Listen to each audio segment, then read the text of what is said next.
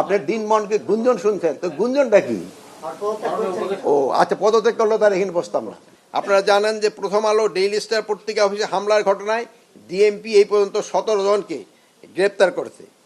পত্রিকার 2টি সম্পাদকের নিরাপত্তার জন্য গানম্যান দেওয়া হয়েছে এবং তাদের বাসায়ও নিরাপত্তা বৃদ্ধি করা হয়েছে। ময়মনসিংহের পোশাক শ্রমিককে পিটিয়ে ও পুড়িয়ে হত্যার ঘটনায় 10 জনকে গ্রেপ্তার করা হয়েছে।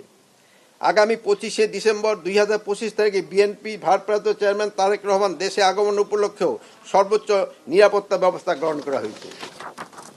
ডেভিল হান্ট ফেজ 2 অপারেশনের অংশ হিসাবে 2000 চেকপোস্ট বসানো হয়েছে। এর মধ্যে বিভিন্ন স্থানে প্রাইভেট কার, মোটরসাইকেল তল্লাশি করা হচ্ছে এবং অবৈধ অস্ত্র উদ্ধার কার্যক্রম চলছে। নির্বাচন উপলক্ষে পুলিশের প্রশিক্ষণ 3 ভাগের 2 ভাগে ইতিমধ্যে সম্পন্ন হয়েছে। বডি অন ক্যামেরা ব্যবহারের বিষয়ে তাদের প্রশিক্ষণ দেওয়া হয়েছে। তাছাড়া সবাই সারা দেশে আইন শৃঙ্খলা পরিস্থিতির সার্বিক পর্যালোচনা, সহিংসতা সৃষ্টিকারীদের বিরুদ্ধে ব্যবস্থা গ্রহণ,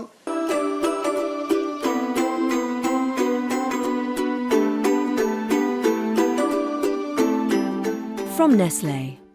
চুরি, ছিনতাই, চাঁদাবাজি, দখলবাজি, সংঘবদ্ধ দুষ্কৃতিকারীদের কর্মকাণ্ড রোধে ব্যবস্থা গ্রহণ, জুলাই হত্যাকাণ্ডে শহীদদের মামলার রেকর্ড ও তদন্ত অগ্রগতি, দেশের অস্থির সৃষ্টিকারী উস্কানিমূলক সাইবার প্রচারণার বিরুদ্ধে ব্যবস্থা গ্রহণ, নারী ও শিশু নির্যাতন ও ধর্ষণের বিরুদ্ধে আইনগত ও সামাজিক প্রতিরোধ গড়ে তোলা, মাদকের অপব্যবহার রোধে কার্যকর ব্যবস্থা গ্রহণ, শীর্ষ সন্ত্রাসী জামিন ও পরবর্তীতে সন্ত্রাসী কার্যক্রম ও প্রতিরোধ, নির্মূল, নিয়ন্ত্রণ ও নিষিদ্ধ ঘোষিত সংগঠনসমূহ অপতৎপরতা রোধে ব্যবস্থা গ্রহণ, গার্মেন্টস শিল্প কারখানা শ্রমিকদের বেতন বোনাস পরিশোধ নিশ্চিত করা, গার্মেন্টস কারখানা, ঔষধ শিল্প সহ বিভিন্ন শিল্প প্রতিষ্ঠানে বিশৃঙ্খলা সৃষ্টির অপতৎপরতা প্রতিরোধে ব্যবস্থা গ্রহণ, অস্ত্র জমা, অবৈধ অস্ত্র উদ্ধার অভিযান পরিচালনা, সীমান্ত পার্বত্য অঞ্চলের পরিস্থিতি, রোহিঙ্গা ক্যাম্পের আইন শৃঙ্খলা সার্বিক পরিস্থিতি ইত্যাদি বিষয়ে আলোচনা করা হয়েছে।